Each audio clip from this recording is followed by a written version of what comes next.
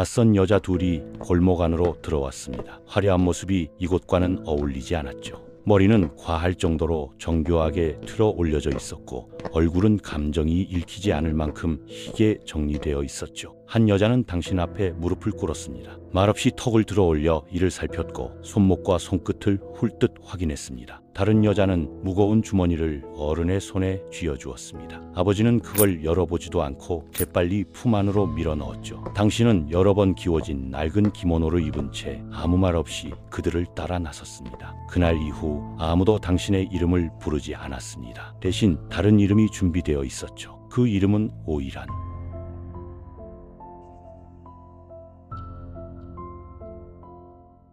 해가 지고 난 뒤 당신은 요시와라의 붉은 문 앞에 서 있었습니다. 에도에서 유일하게 허가된 유흥가. 한번 들어가면 마음대로 나올 수 없는 세계였습니다. 문 안쪽에는 등불이 켜져 있었고 비단이 시야를 채웠으며 은은한 향기가 공기 속에 번졌습니다. 그날 당신은 처음으로 이렇게 많은 사람들이 아무 일도 없는 얼굴로 같은 공간에 모여있는 모습을 보았습니다. 그 안에서는 웃음이 자연스러운 표정이었고 슬픔은 굳이 언급할 필요조차 없는 것이었죠. 그 순간 당신의 이름은 사라졌습니다. 이제 당신은 카무로라고 불렸습니다. 고위급 오이란을 곁에서 보피라는 어린 시녀였죠. 당신은 자라기 위해 그곳에 있던 게 아니었습니다. 다듬어지기 위해 존재했습니다. 차를 따르고 쟁반을 나르고 수건을 접는 일이 하루의 전부였습니다. 밤에는 오이란의 이불 가까이에 웅크린 채 잠들었고 조용하고 눈에 띄지 않는 상태로 늘 그 자리에 있기를 요구받았습니다. 당신은 그녀가 깨기 전에 깨어나는 법을 배웠고 말이 나오기 전에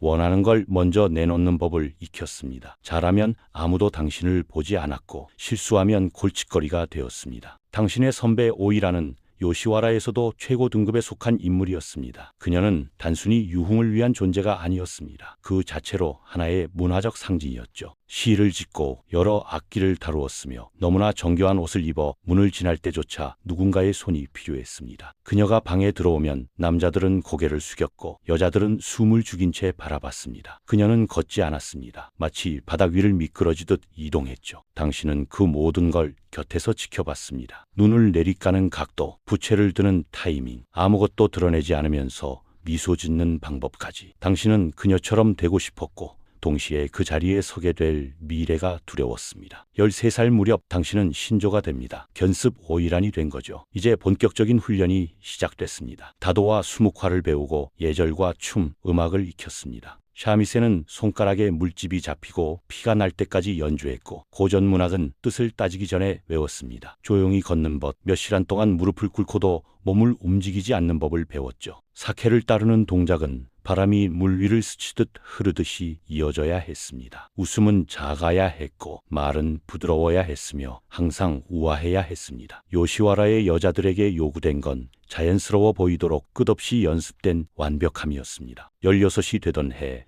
요시와라의 관리인이 당신을 깨웠습니다. 이제 데뷔할 시간이라고 했죠. 오이란 도추라 불리는 의례적인 산책 행렬이 이미 준비되어 있었습니다. 2명의 조수가 당신을 거대한 기모노 속으로 밀어 넣었습니다. 옷은 너무 무거워서 몸이 천천히 가라앉는 것처럼 느껴졌죠. 소매는 길게 끌렸고 오비는 앞쪽에 묶였습니다. 이제 당신이 구매 가능한 존재라는 표시였습니다. 머리는 높이 틀어 올려졌고 수십 개의 금핀이 머리 위를 짓누르듯 꽂혀 있었습니다. 그 압박만으로도 관자놀이가 지끈거렸지만 아무도 신경 쓰지 않았습니다. 발에는 높은 나무 샌들, 오코보가 신겨졌습니다. 걸음을 옮길 때마다 통증이 따라왔지만 당신은 이미 이 순간을 위해 훈련된 몸이었습니다. 시간이 멈춘 것처럼 천천히 아주 신중하게 걸었습니다. 거리는 사람들로 가득 찼고 그들의 시선은 당신에게서 떨어지지 않았습니다. 여자들은 당신을 닮고 싶어 했고 남자들은 당신을 소유하고 싶어 했죠. 무거운 기모노가 몸을 짓누르는 것 외에는 아무것도 느껴지지 않았습니다. 그리고 그 순간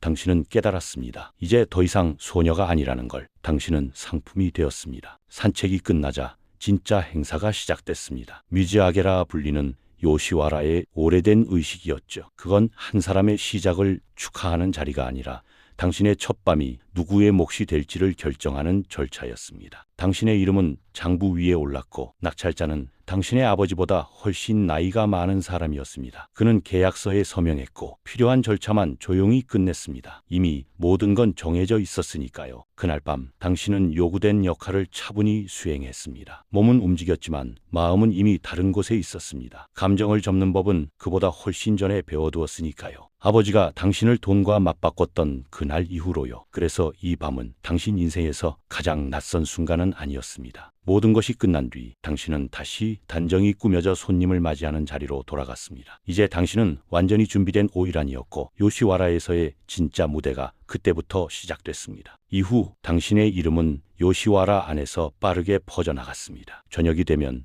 당신은 다시 행렬에 나섰고 오코보가 바닥을 두드리는 소리가 골목 끝까지 울려 퍼졌죠. 사람들은 당신을 한 번이라도 보기 위해 몇 시간씩 기다렸습니다. 연회는 부유한 남자들을 위해 열렸습니다. 그들은 시로 당신을 칭송했고 어디에 쓰일지 모를 만큼 값비싼 선물들을 보냈습니다. 당신의 눈매와 목소리, 걸음걸이 하나까지도 모두 감탄의 대상이 되었죠. 누군가는 당신을 본뜬 분재를 보냈고 누군가는 땅 한 조각을 약속했습니다. 어떤 이는 자신의 손가락 하나를 증표처럼 내놓기도 했습니다. 연애 자리에서 당신은 금박 병풍 뒤에 반쯤 가려진 채 앉아 있었습니다. 사케는 필요할 때만 마셨고 웃음은 상황이 요구할 때만 보였습니다. 남자들이 정치와 무역, 자기 이야기를 늘어놓을 때 당신은 그 모든 말을 중요한 것처럼 받아들였습니다. 그들의 시를 칭찬하고 검수를 칭찬하고 취향을 칭찬했죠. 손을 내미는 일조차 언제 어떻게 해야 할지는 항상 그 공간의 분위기가 먼저 정해 주었습니다. 요시와라에서도 최고급 오이란에게는 거절할 권리가 있었습니다. 어떤 남자가 무례하거나 지루하다면 정중한 말 한마디로 거절할 수 있었습니다. 하지만 그것은 자유라기보다는 통제 안에서만 주어진 권한에 불과했습니다. 그것은 누구를 만날지 선택하는 자유가 아니라 요시와라가 정해놓은 질서를 흔들지 않는 선에서만 행사할 수 있는 권한이었으니까요. 당신의 20대는 그렇게 흘러갔습니다. 몇 주 앞까지 일정이 채워진 채로 당신의 이름은 우아함이라는 말과 함께 불렸죠. 그러다 어느 순간부터 침묵이 조용히 스며들기 시작했습니다. 젊은 신조들이 하나둘 모습을 드러냈고 그들은 더 빠르게 움직이고 더 크게 웃었으며 더 깊이 고개를 숙였습니다. 당신은 초대 명단에서 자신의 이름이 빠진 걸 먼저 알아챘습니다. 익숙하던 이름들이 더 이상 부르지 않을 때 그 사실을 분명히 깨달았죠. 그제야 당신은 한 번도 진지하게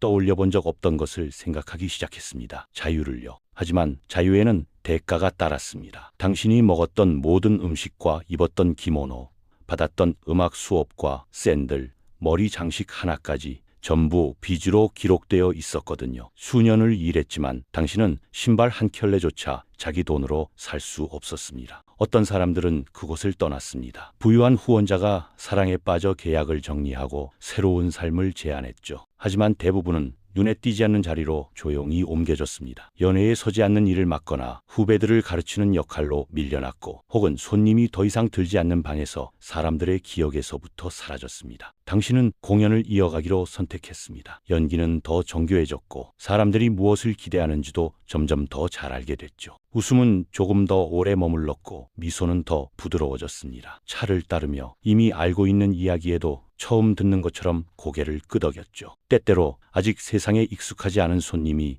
욕망이 아닌 시선으로 당신을 바라볼 때가 있었습니다. 그 짧은 순간 당신은 가면을 쓰고 있다는 사실을 잠시 잊었습니다. 하지만 그가 떠나면 가면은 아무 일도 없었다는 듯 다시 돌아왔죠. 수십 년이 흐른 뒤 메이지 유신이 에도를 뒤흔들었습니다. 일본은 서양의 문을 열었고 사무라이의 시대는 막을 내렸습니다. 새로운 질서 속에서 게이샤들이 점점 더 주목받기 시작했죠. 그들은 오이란보다 덜 화려했고 시대의 변화에 더 잘 어울리는 존재였습니다. 그와 함께 사람들은 오이란이 무엇이었는지를 서서히 잊어갔습니다. 관광객들이 오래된 그림 앞에서 당신과 게이샤를 헷갈리는 모습을 보았을지도 모릅니다. 하지만 당신은 아무 말도 하지 않았습니다. 침묵하는 법을 이미 오래전에 배웠으니까요. 결국 당신의 이름은 기록에서 조용히 지워졌습니다. 화려했던 차림은 더 이상 꺼내지지 않았고 몸을 꾸미던 물건들은 시간 속으로 밀려났죠. 당신은 어느새 기억되지 않는 사람이 되었습니다. 군중에게도 손님에게도요. 희미한 등불 아래에서 샤미센 소리가 시처럼 흘러가던 기억과 고통 속에서도 끝내 무너지지 않았던 미소로만 남았습니다. 당신은 그저 아름다움의 대상이었던 존재가 아니었습니다. 치밀하게 선별되고 정확히 계산된 삶이었죠. 일본이 만들어낸 가장 값비싼 환상이었습니다.